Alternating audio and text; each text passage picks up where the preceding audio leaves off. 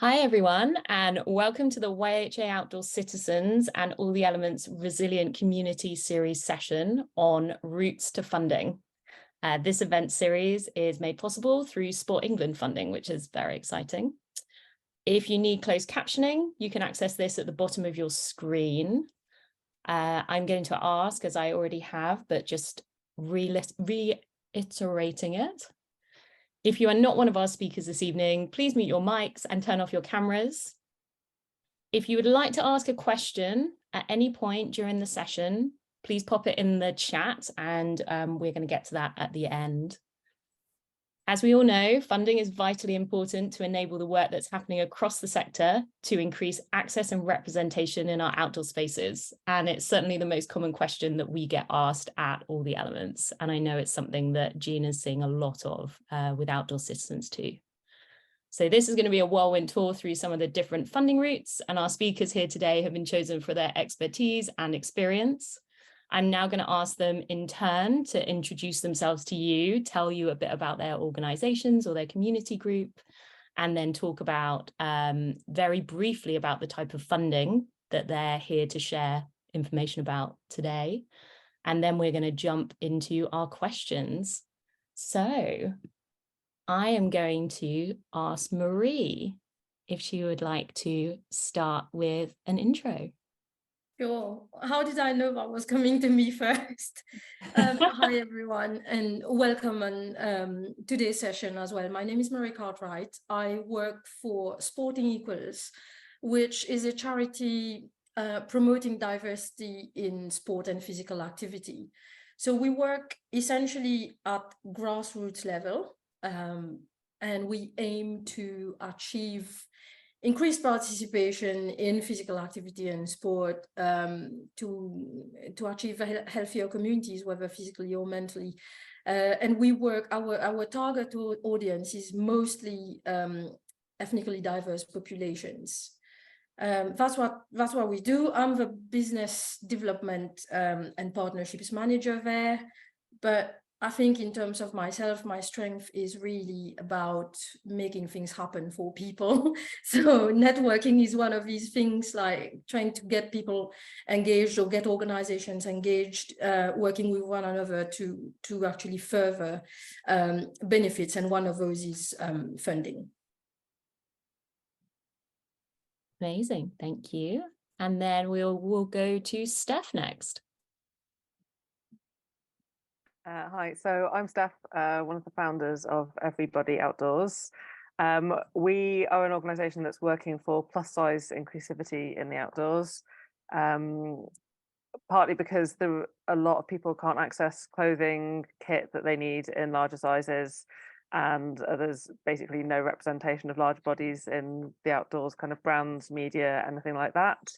So we're quite new. We started last year and have grown, I guess, pretty quickly. I think it's one of those things that we thought there was a community of people out there, and we hit 1,000 Instagram followers in 24 hours, and we were like, oh yeah, I guess there is. So we set up initially to work with brands. So that was our main focus, was really trying to work with the industry on trying to kind of increase the sizing that people are offering, but also improve the fit and make sure people are actually stocking the stuff that is available.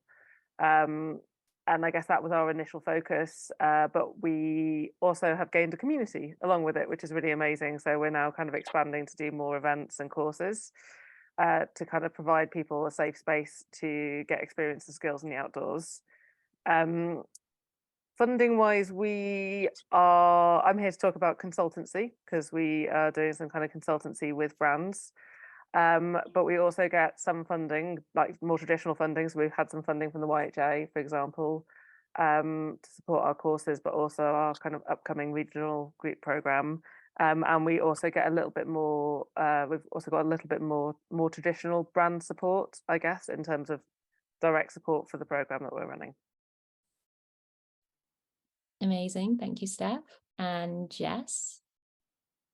Hi, I'm Jes. I run a crowdfunding consultancy called Crowdfund 360, where we help charities, social enterprises, and startups run crowdfunding campaigns. independent of all the crowdfunding platforms, so I can actually give unbiased advice in order to make sure that campaigns succeed. In the UK, only about 18% of crowdfunding campaigns actually hit their funding goal, but clients that work with us and really go through the strategy, which hopefully I'll share some of today, they've got more like a 77% chance of hitting their crowdfunding target.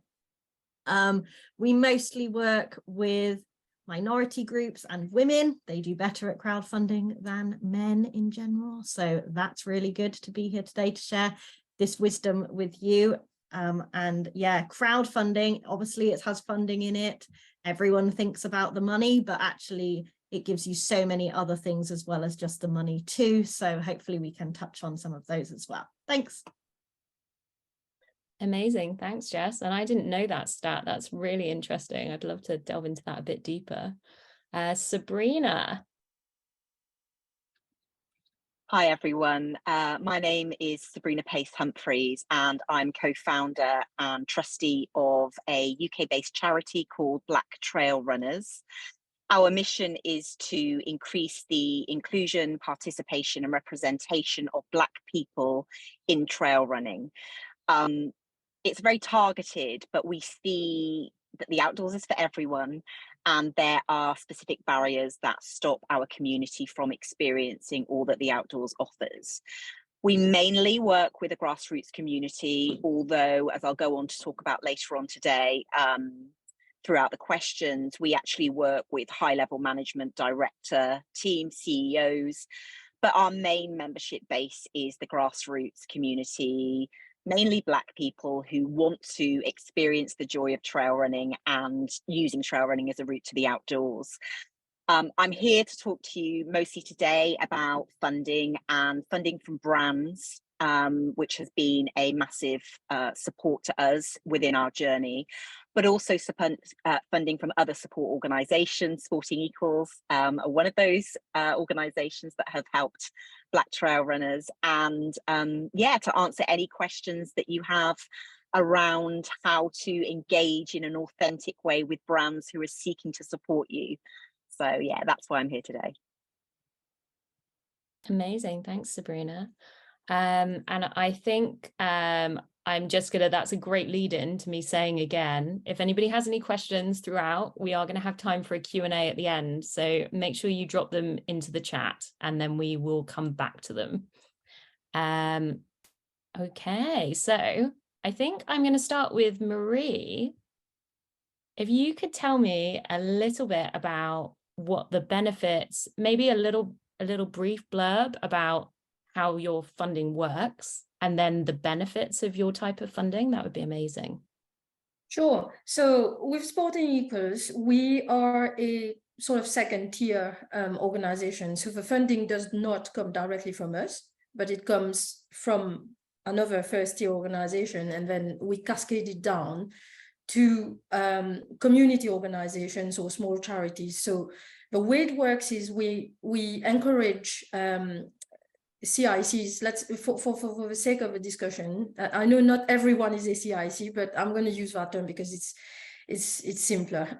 So we encourage community organizations to become associate members of Sporting Equals. It's a free membership, and there's 2 criteria for it. So you've got to be mostly have your service users being of mostly ethnically diverse communities, or your leadership has to be mostly ethnically diverse. It's one or the other. As long as it's mostly ethnically diverse, you're de facto a good candidate to be an associate member. And then via that platform, you're visible to us. So you can get us to know what your future projects are, what you need funding for, and then we kind of channel you to various sources of funding that we in turn have access. Yeah, and in that same process as well, being an associate member is beneficial because we do quite a lot of promotion as well. We run stories we run the success stories of some of our associate members who've done really well, whether that's through our funding, like Sabrina mentioned Black Trail Runners receiving funding from us. I know we will be running a story very soon, so that helps with the promotion of any associate members as well, and it makes both of us visible for other potential funders who you may contact or who may come across you. So yeah, that's that. Yeah, so it's more than just the money, although the money's there. You get a bigger service around it that really helps you promote your cause, which that's right. Yes, there's the promotional platform, there's access to other things, access to training, for example, because I'm sure we're going to go deeper into that question later on of how, for example, good governance might affect funding, how visibility definitely affects funding, how an element of research might affect success to getting funds as well. So we support with all that as well. We support our associate members with all that by providing a training for them to achieve a higher standard of all these things to maximize their success of getting funding. Yeah, that's great. And I know from experience that getting funding through what is, I mean, you might not consider yourself a larger body, but I would say a larger body, you might have to do more upfront work, but you also get a lot of these additional benefits as well. But there are also challenges with that, which we're going to touch on later. I think that's quite a nice way to lead into bringing Jes into the conversation here, because crowdfunding obviously works in a very, very different way. And so it would be great to hear what the benefits of crowdfunding are, and maybe having a bit more of that ownership over your own funding and communication. Yeah, sure. Obviously, main benefit, funding. Woo! And it's unrestricted funding. You can spend it on whatever you want, although obviously, please don't be a poop and actually spend it on what you've told your people you are going to spend it on. But legally, you don't have to. You don't have to report to anyone except the people who gave you their £25, their £10, their £50. Treat them well, let them know what you've spent the money on. In reality, if people come to me and they say they want to raise £10,000, £20,000, maybe even £30,000, £40,000, if they just want the money, I honestly tell them, don't bother crowdfunding, because it is so much more work than just the money. You know, you do need to know your brand, you need to know your story, you need to have already created a community and a crowd. When you ask people for money, they tend to go and run away from you, not come out the woodwork and just magically appear. And so with crowdfunding, you need to have that crowd already as a base before you start thinking about it. Crowdfunding is going to give you PR. You're going to get press coverage during your campaign. It's going to give you a new groups of audience, new marketing. It's going to give you customers or donors that in general come back as repeat customers or repeat donors. All of our clients, we aim for a 70% return rate on whether they're going to give to a crowdfunding campaign in the future or whether they're going to buy your product again the next time you release something. Also, it's going to give you amazing social validation. If your crowdfunding campaign succeeds, you know, that is amazing. It shows publicly that in 35 days, you managed to raise £25,000 from 374 people. There's no lying on any of that. It's so public. Also, all these crowdfunding platforms, they have great SEO. So when someone Googles you, your crowdfunding campaign, you know, potentially could be higher than your own website on Google. It's going to be up there. This is wonderful if you succeed at crowdfunding. It's wonderful for future funders to see, to include this screenshot in your future funding applications, whether they are to big funding bodies, whether they're even to brands or businesses for corporate social responsibility. It really shows that you know your audience, your audience trust you enough to give you their money. And wow, you managed to do all of that in like 35 days. You must be super hardworking and on it. And this is what people are looking for when you get for those larger sums of money from the larger organizations. They don't want to necessarily just keep giving you the money and not seeing you try anything to bring some sustainable income or something like that. So crowdfunding brings all of those benefits, which is probably why I love it so much. I love how excited you've got about it. It's making me excited about it. And I've done crowdfunding and I know it's a lot of work, but yeah, the rewards are amazing. I'm going to go from something that is very public in crowdfunding to something which is much more behind the scenes by going over to Steph to talk about, you've touched on this actually in your intro about how it kind of fit with your mission to do something very, very different, which is also then helping you start bringing some money. Yeah, so I guess we set out to kind of try and work with the industry in terms of working with brands in to kind of change what they're doing, I guess. And I think, you know, there's a little bit of a kind of movement starting to have more size inclusivity, but I think brands are also realizing that plus size people aren't within their existing community. It's not just like bringing out a new coat and you can kind of test that within people who already shop at your brand, because these people don't shop at your brand. You know, for us, like, I don't follow brands that don't make clothes in my size, so I don't get their newsletter, I'm not on their social media. And so I guess there's a couple of different ways that it's worked in terms of the consultancy. There's been consultancy with like us as an organization and our team, and then there's been consultancy with our community. And I think in some ways it's really easy to just be like, oh, this brand wants to change something, that's amazing, we'll just help them out as much as you want. But actually, I think so something Soraya's taught me is to like really value like what we have. And you know, our community's been built through a lot of blood, sweat and tears, and like largely in the last year a lot of unpaid labor in that first period. And whilst we want to see change, it's also acknowledging the value of what we have. And so we've kind of gone for a consultancy approach with it. So, you know, in some ways that's led to, I've done some fittings with some brands where I've gone along and tried on samples so they can actually see them on actual bodies, because it turns out brands don't know where to find size 20 people. But also we're doing a bit of work now on a bit more of a kind of community consultation level with another kind of major brand, and that's been really positive. It's like, you know, they came to us and we actually then said, actually what we need from you is for you to support our work, because that's why this community exists. And I guess the benefits are, like, regardless of what those two things, you know, sometimes if it's taking some of my paid time, we charge out at a higher rate than I get paid at, so we're able to put money towards my core costs. And if we're looking at community consultation, then that actually becomes like unrestricted funding that we can use towards a lot of our organizational costs.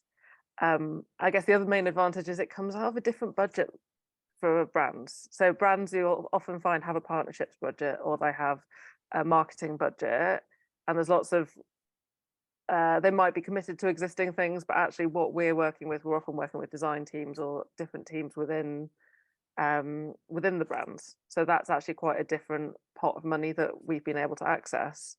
And those teams often have larger pots to kind of deal with as well.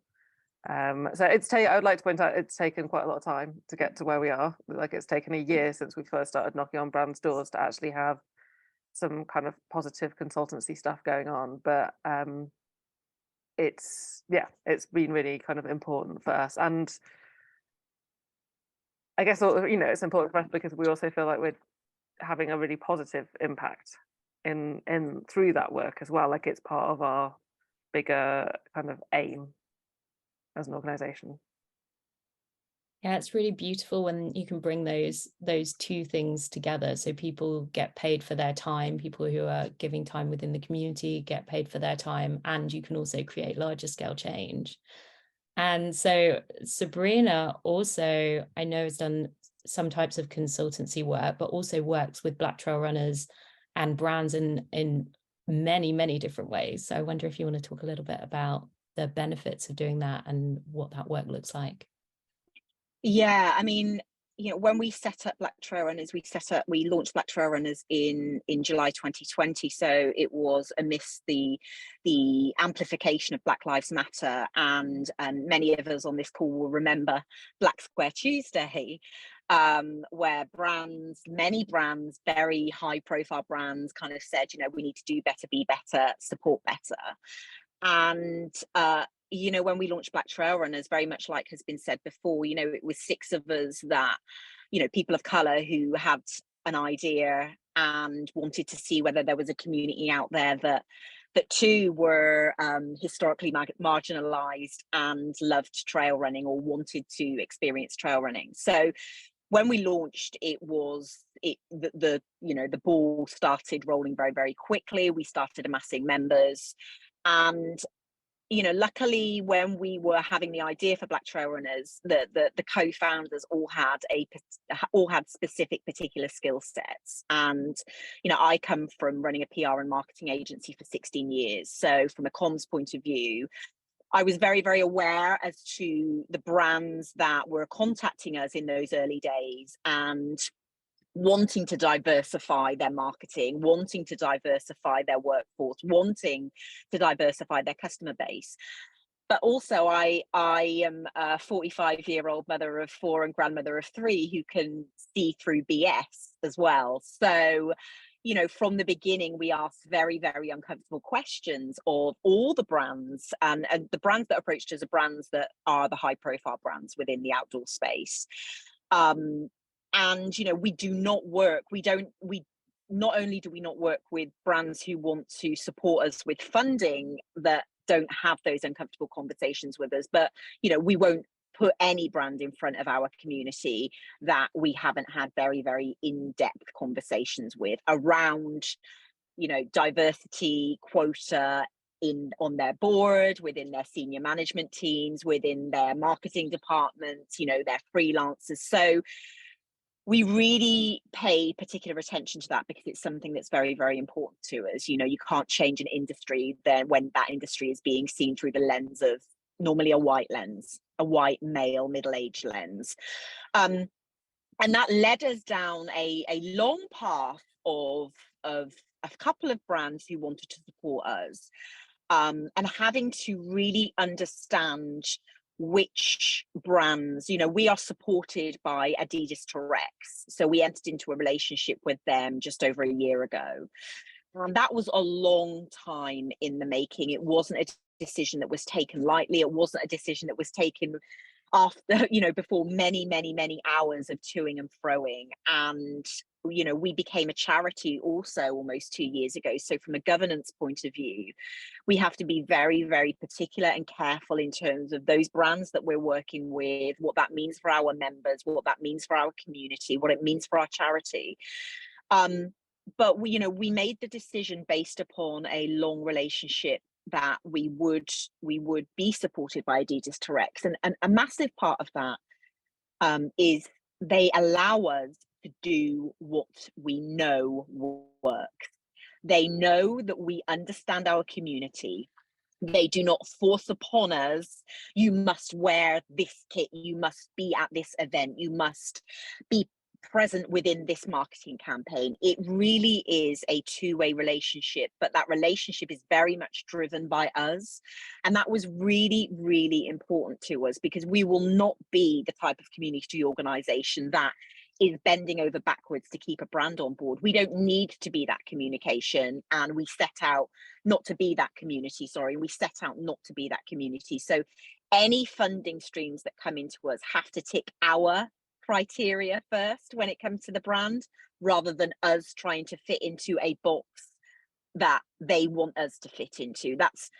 I think for any community founder or any community committee, it's really, really important to understand, as has been said by Steph, like your worth, like the reason that these brands are reaching out to you is because normally if you are co-founder or you're on the working group of a community that is getting the PR, that is getting the marketing, is making things happen, they can see that and they want a piece of it, because currently they're not engaging with our audiences. They don't know how to, they don't have the right lens to, they don't have the right culture to. So they're looking to you as community leaders to give them that, and that is worth money.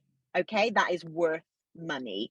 So once you know that, and once you really understand the power of your brand, then I think that it makes it a lot easier to put a pound sign to that worth and have those really challenging conversations, because you're asking for budget. You're asking for budget from a particular pot, but I think as long as you know that worth, it makes it easier to have those conversations, and when you're having those conversations, to not back down. Because ultimately what we're trying to create is sustainable communities that are here for me with Black Trail Runners when I'm not here anymore. And that is why it's so important to get that core funding right, and work with a brand that is in it for the long term as well. Yeah. Can I jump in on that? Sorry, I was just going to say, I think it's really great advice, because I think having in mind what your like unshakables are, the things that you won't compromise on. So for us, we can't work with brands who are inclusive because there aren't any. Like, there is nobody who is making inclusive clothing right now. So we had a lot of conversations as our board about who are we willing to work with, and it's the people who, for us, who are on the journey and who are committed to the journey and doing the journey right, not just somebody who's like, oh, here's like half a dozen size 20 things box ticked. It's like, who's willing to listen to our community, who's willing to learn from that, who's really willing to hear our experiences and put representation in that. And they're not there yet. None of the brands we're working with are there yet, but they're all on that journey, and we are part of that journey. And I think that's really key. And the other thing that's come into it for us is exclusivity. It's like, part of our mission is to change the industry. Therefore, we're not willing to tie ourselves to a single brand. Like, we're not willing to only wear one brand, for example, on our social media as part of that. And therefore, that's another unshakable thing for us, is it's like, we're, is who we work with and how we work with people can't stop us working with other people. I think that's a really, really great point. And I think that's certainly one of the negotiating areas that we had, is that in terms of that support, it's kind of, what does it look like? How does it impact on our members? How does it impact upon the co-founders? How does it impact on everything, from the trail taster days that we run, that we have support from large and small brands? So how does it work there? So within our contract, which again, contractually, we are very fortunate that within our community who want to see us grow, we have some of the best legal minds in the UK. So, we're able to draw on that, so that, all of the correct clauses were looked at.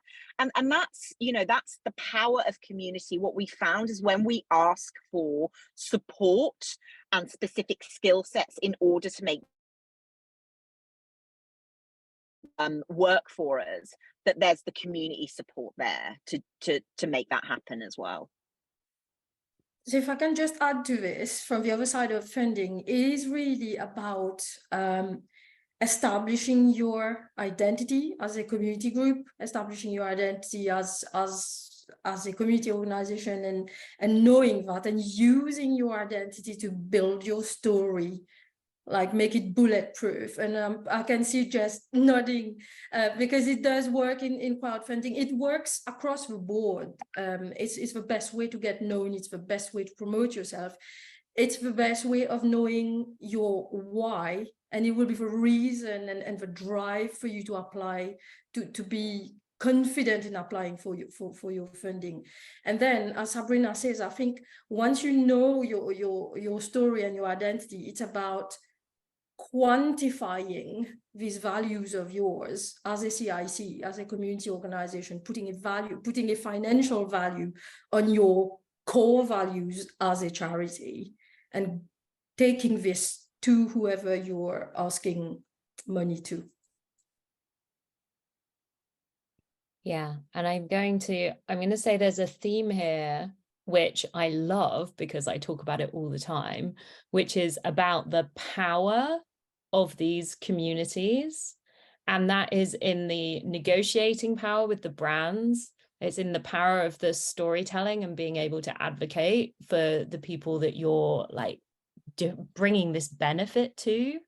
And I think we spend a lot of time when we're looking for funding thinking, oh, are they going to give us funding? Like, are we good enough? Are we putting ourselves for, like, are they, like, I feel like sometimes it feels like we're asking for crumbs. And I'm like, no, there is so much value here and so much power. They should be grateful to be able to be involved in this journey and be able to like push everything forward. And so I'm not on Amen. Amen. Come on. It's just but it comes through in all of these conversations. And I know this is going to be something that Jes has also seen in the crowdfunding world, right? Because quite often it's people who are looking for funding that they haven't been able to find in other places, or that's been my experience. Do you want to talk a little bit about that? Yeah, I mean, most of my clients are the ones who don't get the traditional funding. It's not the straight white man, whether they're a business or a community organization. My clients are people that absolutely love what they do and want to make it work, really regardless, because they know that what they do makes a difference and they are so passionate about it. And it is that passion, it's knowing their why, it's all of that that really persuades people. I want to jump on board with this person. Yes, I want to be their friend. I want to help them. And that's the thing, is I think a lot of people forget really how many people want to help, like just give people the opportunity. I'm like, that is such a cool thing. What can I do to help you succeed? I mean, people aren't very good at saying, what can I do to help you succeed? And in my opinion, English people aren't very good at asking for help. But actually with crowdfunding, you have to ask, right? Obviously you have to ask for money at some point.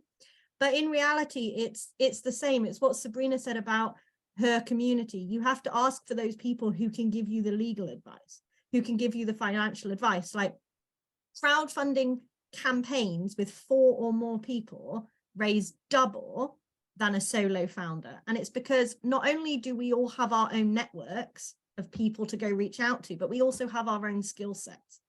And it's really about dividing up the work. You're really good at this, you do that. I'm terrible at it, I'm going to do this, you do this, that sort of thing, to really make it, you know, it takes a village to raise a child attitude. We all come together, bring our bits that we're good at, and we can make this a success. But it's about finding out who can help you, who wants to help you, who wants to be a part of it from the early stages, and then really rolling on that and making sure that that just keeps going throughout the campaign. Just to say, I think that's important in other things as well. Like, so part of our consultancy is based on the team that we have, for example, and the skills that we have. So we have someone in our team who specializes in plus size pattern design. 2 of us are kind of come from a comms and marketing background, so we can talk really confidently to a product design team about why plus size clothing doesn't fit, but we can also talk to the marketing team about how to talk about bodies and how to talk about their journey towards inclusivity confidently. And I think, you know, when I started Everybody Outdoors, I almost went alone in it, and I'm really happy that I did it as a team because of the skills that other people bring to that. Yeah, it's so important. The people that you surround yourself with, even if they're not officially part of your team, like who else can you get on board? And quite often it's people maybe that you don't even expect who step up into those spaces. If you ask, as Jes says, if you ask, you have to do that part. I would like to ask Marie. So I want to move into, we've all been really, really, really positive so far. And I do want to touch on the challenges that some of the people in the audience might have faced, and also talk about how to potentially overcome them. So Marie, I wanted to ask you if there are any maybe mistakes that you see people make, or ways that they're just missing out on being able to get that funding? Yeah, sure. So there's some common themes, I have to say, from seeing funding applications come through. Obviously, we did establish that everybody is super enthusiastic and is passionate about what they do, but sometimes the how-to doesn't always follow through. And the recurring themes that we've seen from community organizations are perhaps a little bit of lack of experience in how to draw these applications, or how to make the most of their identity, of their story. It's a little bit clumsy. It's a little bit clumsy. Also, we've noticed maybe a bit of a lack of awareness as to how important having a bulletproof governance structure is, because the funders will want to know, they want to know, okay, where is my money going? How is my money going to be spent? Am I going to hear back from you again? I will want to know what impact has my money made in your area or in your community. And I don't think, maybe what we've seen is some community organizations see all this with a bit of a shorter lens. And perhaps it's also, that's why Sporting Equals is providing this extra support with organizing workshops to kind of bridge that gap in knowledge as well, because we do want to see successful funding applications. So it is to really to try and get community organizations to understand the importance of it, and then also show you how you can maximize on building that bulletproof structure. And perhaps another thing is, we started touching on this, is knowing your why and being able to evidence it. The first, I don't know if you might have noticed, most of the times the first paragraph of the first question of a funding application would be, okay, what do you want to do? And then why do you want to do it? Why do you want to have that project in your community? What is it going to bring? What are you hoping to achieve? So now being able to evidence that and provide some numbers or some stats at local level, because it's one thing to pick on some Sport England statistics, which is quite generic and may not necessarily apply to your particular area or your particular activity that you want to do. So you have to basically do a little bit of research in your community, in your area, to be able to tell the story and make it follow through, to convince the funders to that your case, your ask is important above everybody else's, because everybody is asking. So the more evidence, and make it also, again, that's down to lack of experience, making that evidencing appealing, telling that story, really getting it emotive enough that the person who's reading a two-dimensional document here will go like, oh, right, yes, okay, that story almost makes me want to cry. So yeah, let's get in touch with that community organization and know a little bit more and see how we can help. Yeah, does that answer the question, or did I go off? That definitely answers the question. I'm sure there are going to be some people in the audience who have very specific questions relating to what you just said, and maybe we can touch on those later, and maybe put together a little, we're going to put together some resources after this anyway, so include some of those training sessions that you were talking about as well. But I think one of the points that I wanted to pull out of there is that sometimes when you're applying for funding, it feels like nobody wants to give you funding. And it's like, no, the funding bodies really do want to give it. that's just putting forward the information that is needed in order to get people on board. That's so important. But it's definitely a skill. So yeah, I think I would like to go to Sabrina. And Sabrina, I want to ask you if you've had any stumbling blocks during your getting the funding. I mean, you talked about making sure that brands align with what you're doing, but have there been any other challenges that you've faced through the process? I think the natural cyclical effect of people moving out of brand positions to another company or to another department has been and continues to be an ongoing issue when it comes to kind of brand partnerships. And although we have a sports company brand partnership, that doesn't stop us from partnering with non-competitive organizations elsewhere. So I think the one thing that we found, and which is human nature, which it's really, really important to grow your network within that brand, because someone who might have been your best friend or leading on developing the relationship between your community organization, they can leave. And if you do not, or if you have not made it your mission to not only have the relationship with them, but other people who you may come across in Zooms or in-person meetings, taking business cards, talking to them about your community, understanding what they understand or don't understand, that can be a real stumbling block, because what can happen is that said person moves on, and with it, the goodwill and the depth of relationship moves on. And if you only have that with one person, that's going to lead to an impact upon future funding, and also an impact on the time that you've spent, developing that relationship. So I think it comes from my old PR days, where I was constantly networking and ensuring that if I was working with a particular company, that it wasn't just the CEO or the marketing director or marketing manager, that it was everyone that I came across. I wanted to let them know what I was about. And I think I translate that to the work that we do with Black Trail Runners. And a case in point for that is that, over the past couple of years, we have developed a great working relationship with Strava, which are a sports kind of based tech company.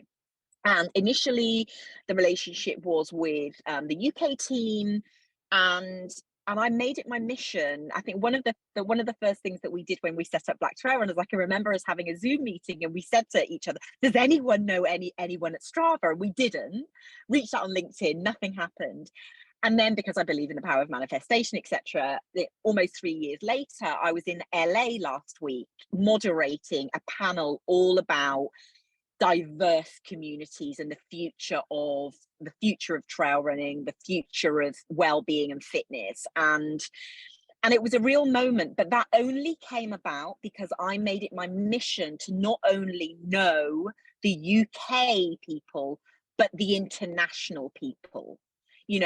Every event that I was at, I would introduce myself, I would connect on LinkedIn, connect on Instagram, connect on email. And it's really, really important. And I know, it can be really scary. I got to the point when I ran my PR agency that I hated networking. I was like, I don't want to do it. I just want to go.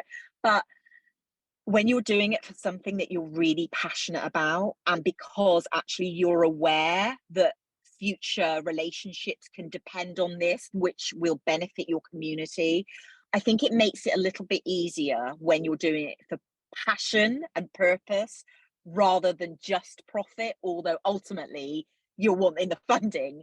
So what I would say is just always be aware, because we have been stung when people have moved on, and just always be aware that there's always a chance to make a new connection that can be of real benefit from a resource perspective to your community. Yeah, absolutely. And sometimes it can be the most surprising person, right? Yeah. I would never have thought of giving that as a top tip, but that's brilliant. Steph, I'm going to come over to you. So I know that you've been working with some very specific brands. And there are others that you have touched on but not worked with. I wonder if you want to talk a little bit about the challenges of trying to take consultancy as a route to getting in money. I think it's finding, the biggest challenge has been finding brands who are actually wanting to do the work rather than take the easy option out. So, you know, there's some brands where we've had really lovely supportive conversations with one person in like a marketing team, and they're like so excited about what we're doing, and then the rest of the brand doesn't care. And so that like, you can have one person who's totally on board, but they're like isolated. And so for us, it's been about trying to find the brands who, the brand as a whole, are open to that work and that conversation. And it's a lot been about finding the right route in and the right team and the right department, and the, you know, like, I don't know, every brand's different, every brand is structured different. So it's not even like, okay, I need to go to the innovation team, or I need to go to the product design team, or I need to go to the marketing team. And actually our route in has been different with each one, and our doors have been closed in different ways with the people we're not working with, I guess. And so that's probably been the biggest kind of challenge in terms of consultancy, is finding the people who are willing to listen, and then making sure it's not just that one person, but making sure that they're then introducing, you know, if we go in through the marketing team, I want to see that we're getting introduced to the product design team, or if it's a retailer, to the buying team, because those are actually the people who are the other part of it, if that makes sense. Because for us, it's partly about the creating change in the products that they're making or selling, but it's also about showing that on people and how they're communicating that in terms of their kind of marketing. And I think for me, and there's basically everything that Sabrina's just said would be my advice. In it's using your network. I mean, I guess I thought I was an okay networker. I've got so much better at networking. I've asked people for introductions, and like, so within a brand, I found a supportive person, and they introduced me to a retailer who I knocked on every single door. I was like, I'm just going to knock on the door until one of them opens. And now one of them's opened. Sorry, I know I'm being really vague. It's because it's not been announced yet. But like, you know, we went to Kendal Mountain Festival as a team last year, and we spoke to every single stand, even the like super like military people. We were like, you know what, we'll have a chat with them as well. You know, like, we talked to everyone. We gave cards, but we also took cards and insisted on like asking for members of staff names and emails who weren't there. It's like just being a little bit pushy sometimes. It's like, it's finding, you know, the person on the end of your social media is not the person you want to get to. It's like, who is that person that you want to talk to? I found people on LinkedIn and send them emails. Had a product, brilliant, grand, you know, I'll just fire them off an email. And persistence. But yeah, it's a lot of, as you say, a lot of knocking on doors.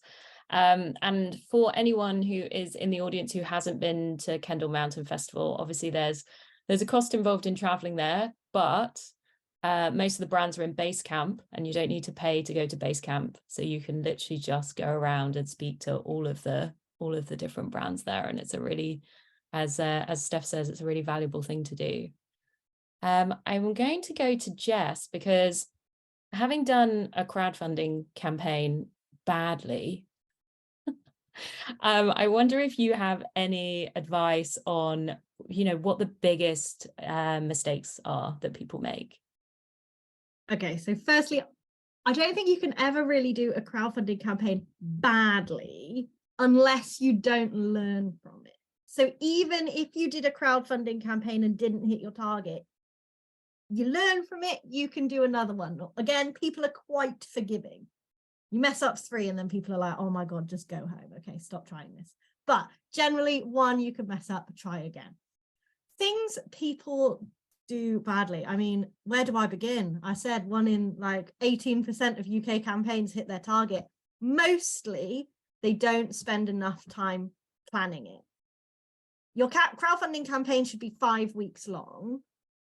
During that 5 weeks, that's 35 days to make money. I don't want to see any testing of content. Let me see whether this works. I don't know whether this works. I'm just going to go and try it. No, You have from today or the day that you were born to go and try that content. Do it before you click launch. We recommend our clients take at least 8 weeks to plan and prep. Every single person in this panel has spoken about the absolute power of community, the trust that they've had to build with people, the relationships that they've had to build with people, and they do not come overnight. Like literally all of you guys have said that it's taken such a long time, and it's so true. You could stay awake all day, all night for 4 days and probably create all the content you need for the crowdfunding campaign. But if you don't have a crowd there that's ready to listen, that trusts you, then it's probably just like your mum or your partner giving you money, and that's not a crowdfunding campaign. So really taking the time is number one. The second thing that I absolutely hate, and like I swear in COVID it nearly broke me to do with crowdfunding, is that people, they just don't care about you. Like, you are not important in your crowdfunding campaign. What you are doing for your community is important.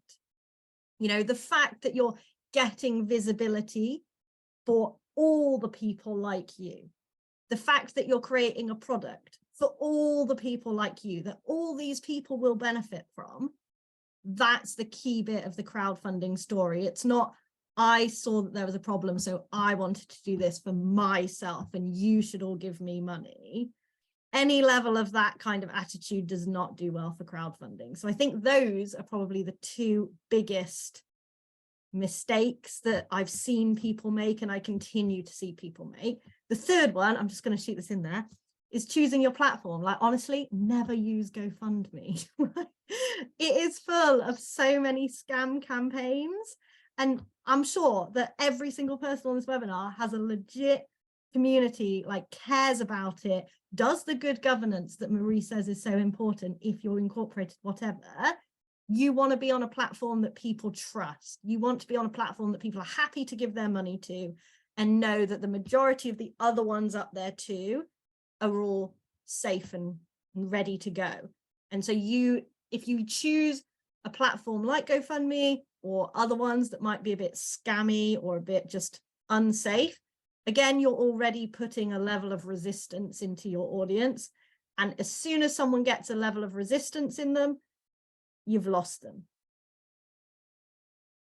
Can I just reinforce that everything that Jes said about crowdfunding equally applies to conventional funding? So yeah, funders are not too interested to know about you. They want to know what impact your project, your endeavor, what it is you're doing is going to have to all the people around you that you want to help. That's what they want to know. I'm interested, Sabrina, because I know you do some work as yourself as well as Black Trail Runners, whether you feel like having your personal platform and what you do helps you with the working with brands in a different way to these other two types of funding. I think it does. I think that, I'm an author, I'm a run coach, I'm a personal trainer, I'm all of the things all of the time. And I just think that that adds a kind of different element from me as well. So first and foremost, it's about community. And first and foremost, any opportunity that I get with a Black brand, I am seeking to amplify the community, because the community is the area of everything that I do, that any funding, especially specific levels of funding, that I want to channel that into. I really have to be very careful not to muddy the waters. So there will be brands that want to work with me as an individual, and work with me as an individual on a kind of, amateur athlete basis, and will want me to fulfill different criteria in terms of that funding.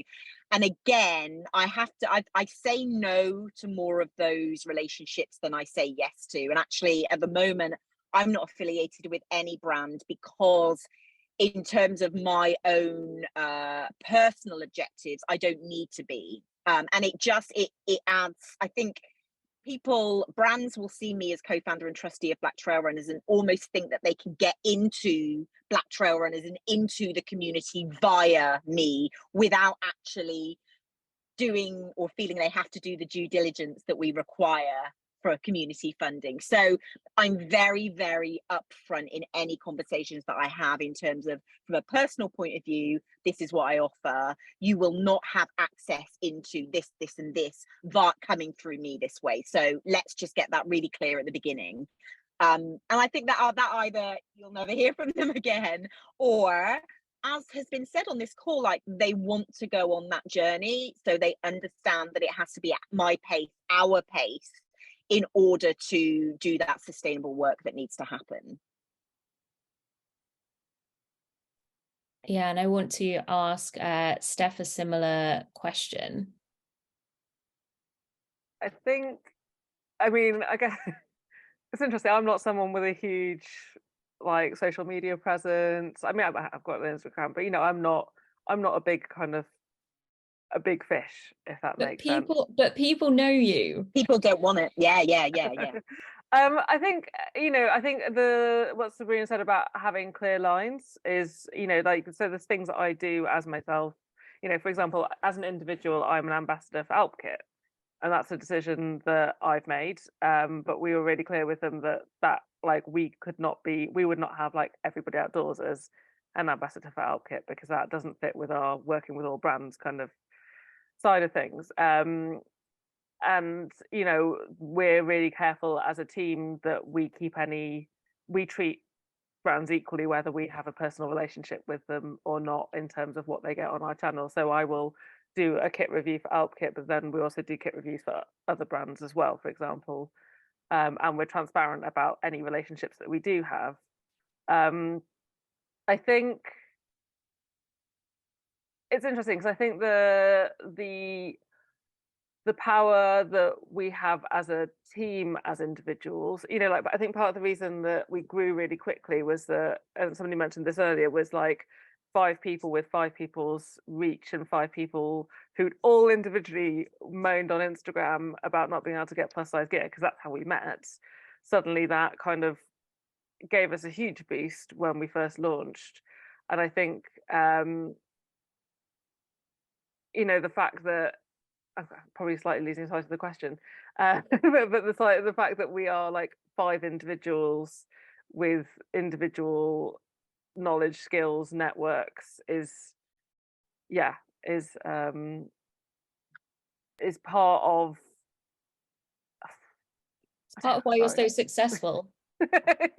I think it's part of our strength, but I think it's being really clear about what brands do and don't get when they have a relationship with us, and different. I mean, I'm actually quite surprised some brands don't want anything. Like, they want to, like, they might, want to reach our community in a certain way, but they're not wanting a huge amount in return, if that makes sense. And I think that's what surprised me about the consultancy, is the variety of different ways that it can work. I've totally gone off track with that question. I'm really sorry. You did a good job. Don't worry. You weren't off track. It didn't sound off track at all.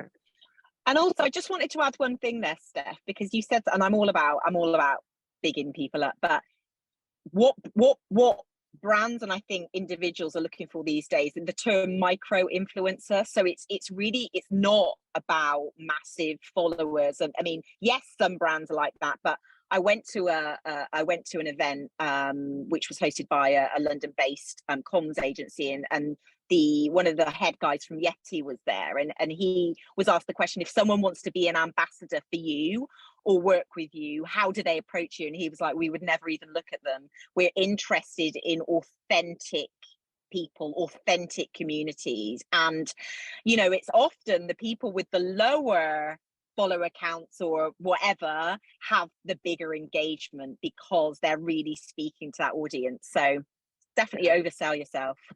I think it's funny, like my partner laughs at me because he's not on social media, and jokingly called me an influencer. I was like, no, I would say I am somebody I'm a person with influence. Yeah, if that makes sense. And I would use that separately from being an influencer. Yeah, think of influencers as people who like wave packets of crisps around on their social media.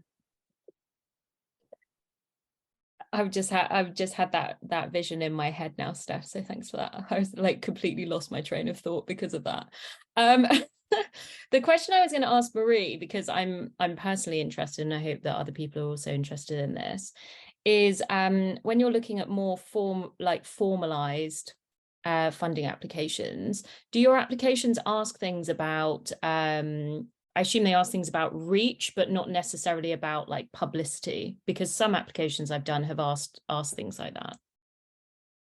No, most of our ones that we look at don't necessarily include publicity, but yeah, more reach, impact, what have they achieved, and yeah, that's what they want to see, really, or a forecast of what impact it's going to have in the community, what is going to change, or what the forecast is going to change as a result of implementation of a project, for example. Yeah. Great. And then I'm going to come straight back to you to ask you my next question, which is there anything that you think we've missed so far in this conversation, or a top tip that you would like to give with funding? Yeah, well, I suppose what I'm about to say either will make people smile or will make people cringe. So, so good job, the camera has not turned off. I can only see the reaction of the panel, but I came up with that analogy. Like, I think funding, or an application for funding, could be, or even should be, viewed a bit like as if you're going dating. You are it should be considered a bit like that. All right, let me explain this before I get crucified. So your CIC, your community organization, and what it does, that's generally the profile that you'll be putting out there for everybody to see. Okay, but then you're also looking at, okay, who might be a good date for me, who might be a good funder, for a relevant funder for me, or for my organization and for my community. And that's when you start researching or picking on bits and pieces that are relevant to you, and eventually you will make contact. And when you make contact, clearly you want to show yourself in the best possible light. So what you would do is you would tell the person at the other end, why is it you've chosen them? What do you think they can bring to your life? So yeah, applying for funding, to me, should, the amount of energy and enthusiasm should match like a similar way or a similar approach to dating, because these people at the other end, they want to know your why. They want to know why you chose them. So when you do your research, for example, and we touched on that briefly earlier, know about your funders' CSR values, for example. What do they do? What do they want to invest in? Is it community cohesion projects? Is it social integration? What is it that it is they want to do? What is going to add value also to who they are? If it's a bank, for example, that you're going for, you're applying for Lloyd's TSB grants, then they might be interested in social cohesion projects, like giving money to the community so that they to ease off social tension, that sort of thing. So really do your research, find out who is the best match for you. That's my top tip. Approach funding applications as a dating application. I love this idea. Can I add to that as well? I think my experience with my other job of funding applications is not to lose sight of what you are doing and what you're trying to do to fit a funding pot. And I think that's a really good thing with the analogy of like dating, of just being like, you know, I really want like that funding part, and I'm just going to completely change who I am as an organization to fit that. And I see it happen all the time. It's like an opportunity comes up and people are like, oh, money, how can I like bend and twist? And I think it's, you know, it's fine to be creative in how you frame things and how you shape things to fit like the priority of a funder, and what aspects of it you pull out and which aspects you emphasize, but don't, yeah, it's like always go back to make sure that you're not fundamentally changing or compromising to fit a funding pot, because that's a bad date. Sorry, and similarly, it can be also viewed as applying for a job. So when you send your CV, when you see a job description, you look at how you would be the best fit for this job and what you can bring to the table. So it's similar, like the one mistake, and we were talking about mistakes earlier, and Jes was talking about what makes her like for us, it'd be seeing a generic application, as in a copy paste answering generic questions without really having read, am I applying for the right funding, for the right target audience, for the right thing? Is it a match? Like, what can I say?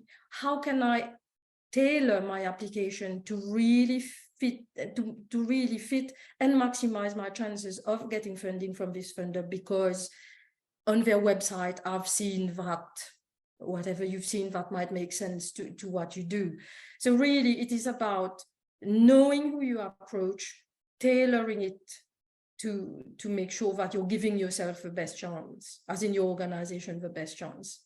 Just please do not go generic, because it's going to end up at the bottom of a pile or in the bin, unfortunately. That's the reality of things. I feel like somebody needs to write an article about how getting funding is like dating. And I also feel like there's something in there, like you were saying, Marie, about Jes's answers. It's like, what gives me the ick is also like in there too, right? Anyway, Steph, I'm going to ask you the same thing. Is there anything that you feel like we haven't covered, or is there a top tip that you'd like to give? I think my top tip is something we talked about at the beginning, which is like understanding your value, and also understanding, like in consultancy, it's like, if I don't do this piece of work, I mean, I think this is pretty much directly from a conversation that you and I had. So I was like, if I don't do this work, like, how else is the brand going to do this work? Who else are they going to pay, and how much is that going to cost them? You know, like if I'm not going to talk to them about this, are they going to get in an external consultant that's going to cost them through the roof? And within that, it's like, I come from the not-for-profit sector where we're always scraping by on low budgets and like not necessarily valuing what we do, I guess. So I think, you know, I remember you saying to me, like, it stuck with me. It's like, you know, we're the only organization who's doing what we do outside of the States. It's like, that's a big deal. If people want to work in this sphere, it's like understanding that, you know, we have a real contribution to make and a real opportunity to kind of take that, and not to undervalue ourselves. And maybe that means some brands say no, and that's okay.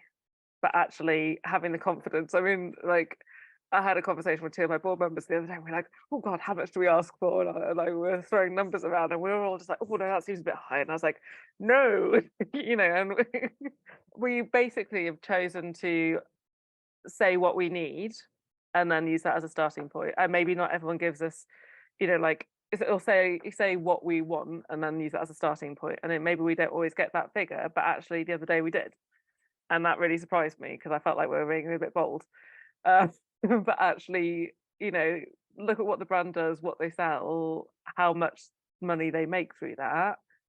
And, you know, actually that's only however many waterproofs or however many pairs of trousers, and you put that into context.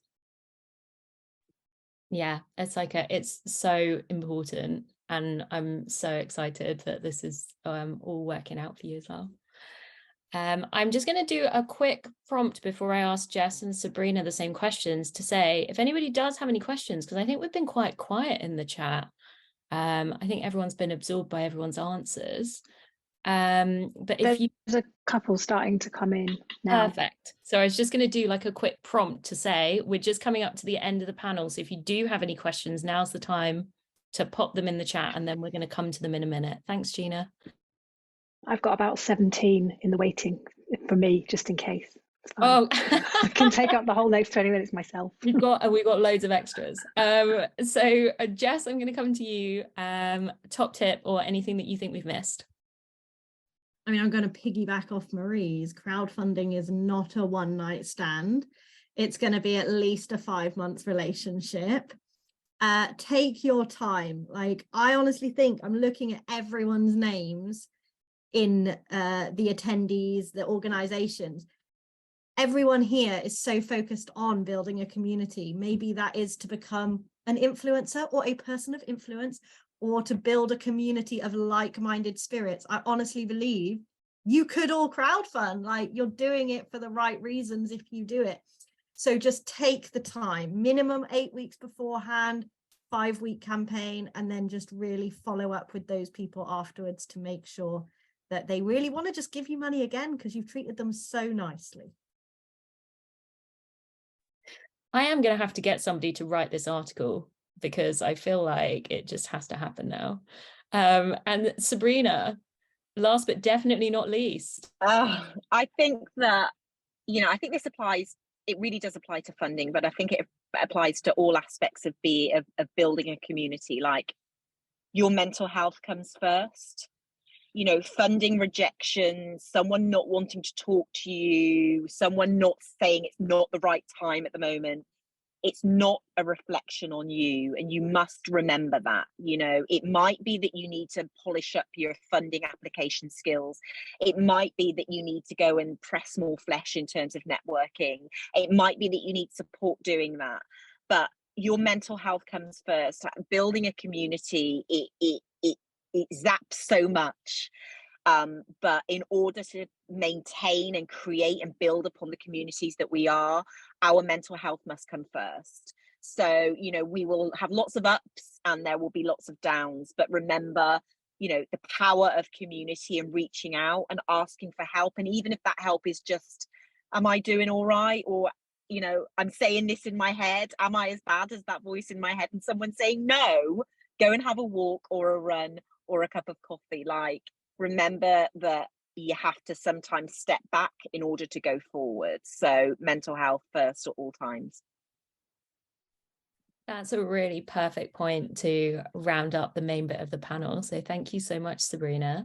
And now I'm inviting Gina back to the stage. Let me bring you up, Gina.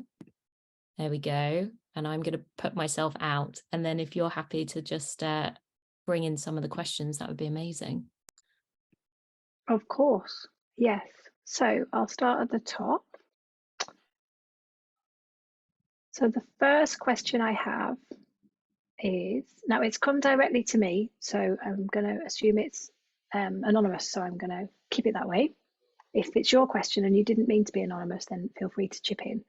But it's a question around how many applications to submit. There are so many funding sources that I don't want to be accepted by too many that I receive more than I need for my project, but equally I don't want to miss an opportunity in case my applications are rejected. Any advice on how to balance that? One for Maria, I would say. I would say, again, it's just about reinforcing who is the best match for you. Just spending a little bit more time on doing that research, it should filter out what is your strong point, what is their strong point, and then go for these. Like, do it a top 5, apply there, and then if you have a couple of rejections, then do it in tiers, is what I would say. And how does that work then, Marie? For example, if you have got multiple applications in for the same project, is it okay to put that in a funding application to say that you're applying from other sources? How open should you be in each application? That's interesting as a question. I would personally choose perhaps not to say too much, but though if you have received funding from sources before, just say, right, I have been eligible, because that shows your eligibility and credibility. So you can say you have benefited before and you're reaching out because you want to know whether these new funders you've identified will help you out. But I don't think funding applications are actually quite short. So you would be using a lot of characters and text to to just say something that they don't necessarily need to know unless they ask. You tell them if they ask. If not, then no need to. Thank you. Does that answer your question, Emma? Yes, it does. Thank you. Yeah. Cool. Okay, so there was my blurb about. I'm just going to jump on really quickly to make apologies for Sabrina. She just had to jump off really quickly, but if anyone has any questions directly for her, we can pass those over, but she didn't want to leave without me like jumping in to say that she was really sorry. Oh, of course. Okay, so the next question that we have is around where to find funding opportunities, specifically where to find funding opportunities around outdoors, and I'll presume that'll be sort of physical activity in the outdoors, nature in the outdoors. Whether actually anyone on the panel has any insights on that, and if not, perhaps other people in the room might have some suggestions on that as well.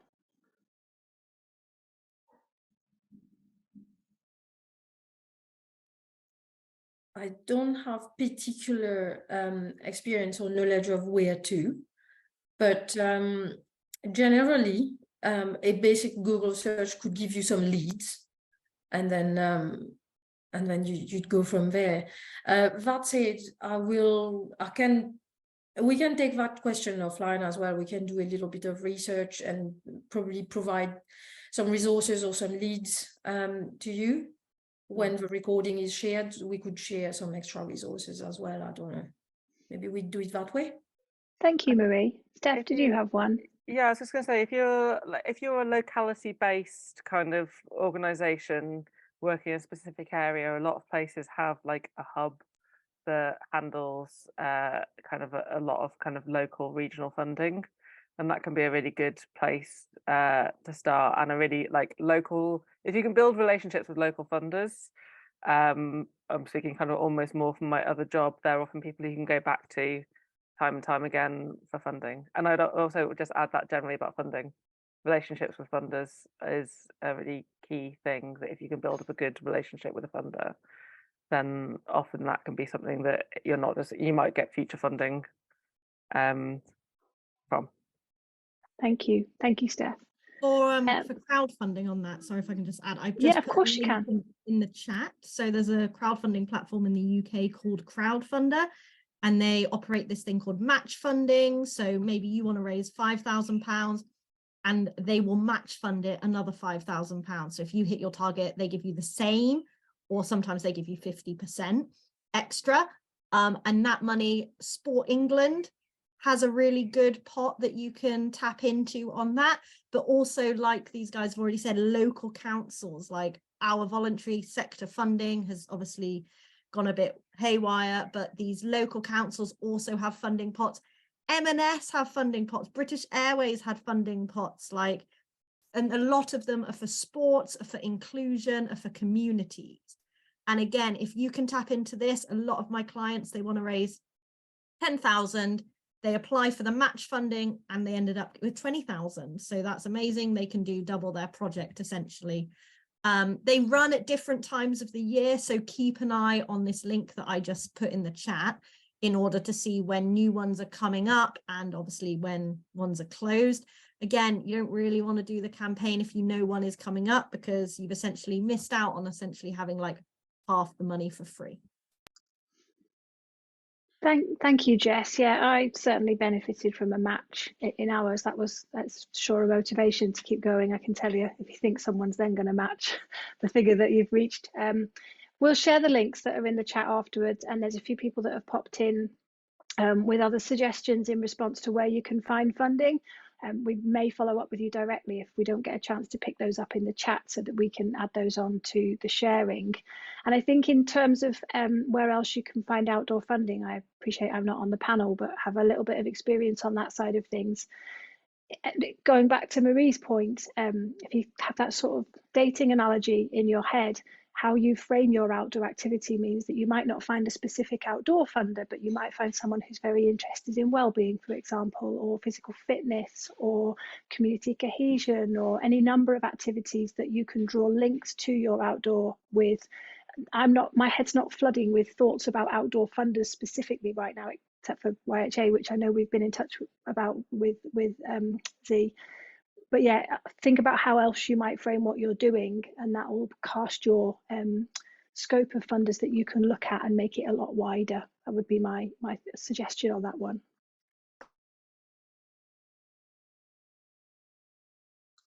Just a second to scan down the list, if I may.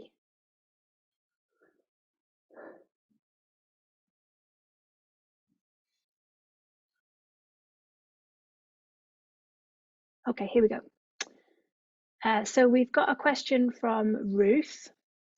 I'm representing a Sheffield-based community organisation called Pigs Queer Adventures, whose mission it is to support queer people in taking up space in the outdoors, organising to lower barriers to entry to outdoor activities and centering queer joy in all we do. Beautiful description. It would be really helpful to know if there's a route to funding for some of our less concrete aims. For example, building up a fund to help with climbing wall entry fees rather than organising something very specific like a camping trip. And on brand partnership, how do you make sure that brands don't take advantage of or conflict with the aims of the community group? So I feel like we've got two slightly separate questions there. Marie, I'll come back to you if that's okay, because I think the one about building up a pot of funding for less concrete aims, for example, around climbing wall entry fees, might fall under your area first, and then the brand one, if I can bounce that over to Steph afterwards, that would be great.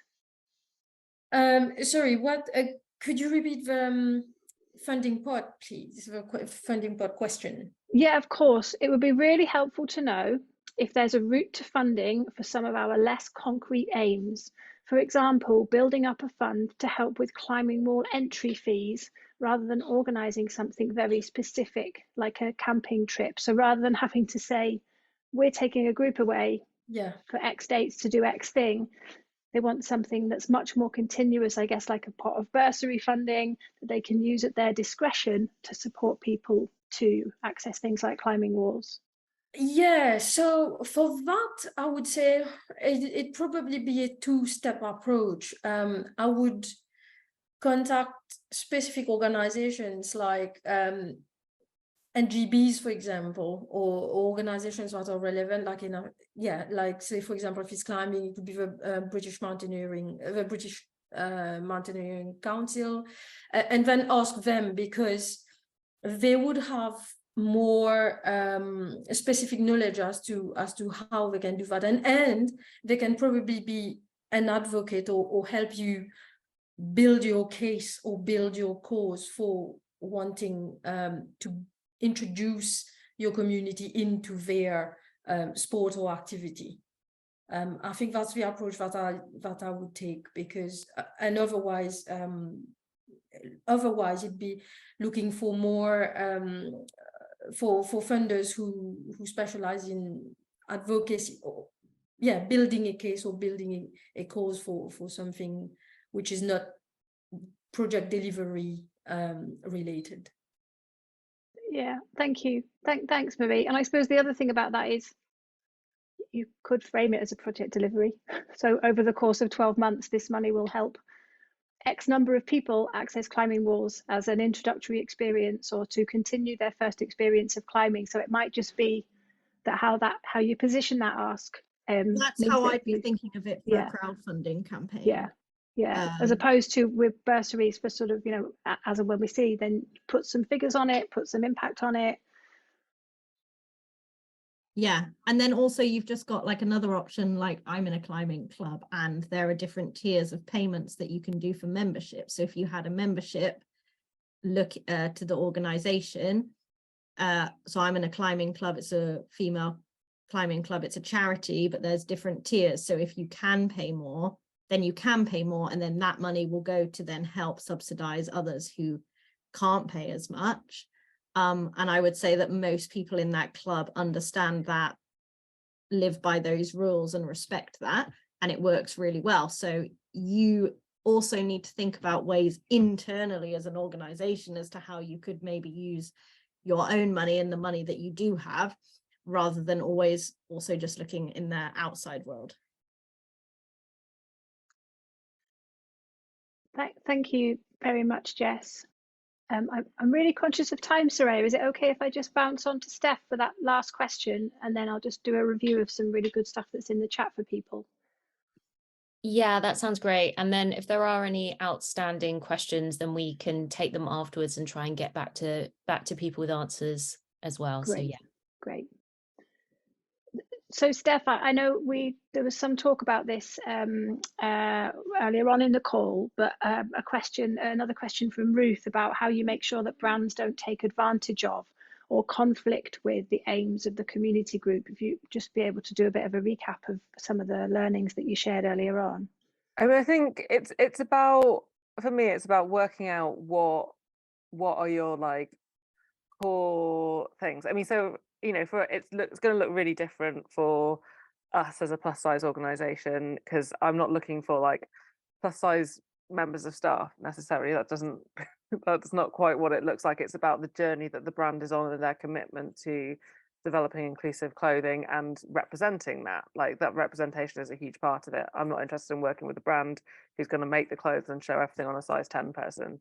That's like, so we worked out these are our kind of core values, core things that are our pillars, I guess. But for Black Trail Runners, that's going to look different. For the Peak Queer Adventures, it's like, what are you looking for in terms of what does the authenticity of that brand relationship look like for you? Are you looking for, how do they, you know, what is their approach to supporting LGBTQIA plus members of staff, for example? Are you looking for, you know, what is that? What are those difficult conversations? Are you looking for a certain degree of representation in their staff, like Sabrina mentioned, and in their board, like she mentioned they look for with Black Trail Runners? Like, what are those things? In terms of not being taken advantage of, I'm really clear with brands about like, often they kind of, people want to send somebody along to film something or to photograph something, and you know, we run courses which are like exclusive safe spaces for plus size people, and they don't get to come to those. Like, I'm really firm about that. Like, we are creating a safe space, and we get to choose if and when a brand or somebody comes into that space, and our community members will be well aware in advance. So, you know, later this year we're looking at doing the Scent of Snowdon with a group of plus size people, and that is something that we would like to capture, and one of our partners is keen to be involved in that, but I get to choose filmmaker is my decision about that, because they have a skinny white man as their videographer, and I'm no, but he doesn't get to come and be part of that experience. I want somebody who's embedded within this community to come and capture that. If I'm asking people to be vulnerable, I get to set the terms. And I think it's realizing it's okay to say no, and it's okay to be clear about what people do and don't get access to in exchange for that. You know, just because they're giving you money doesn't mean that they get everything.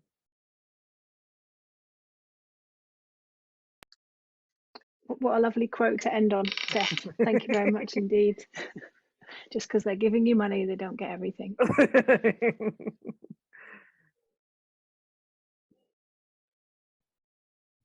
I can see. Thank you, yeah, no, thank you, Gina. That's great. And Marie, I can see you're unmuted. Did you have something you wanted to add? No.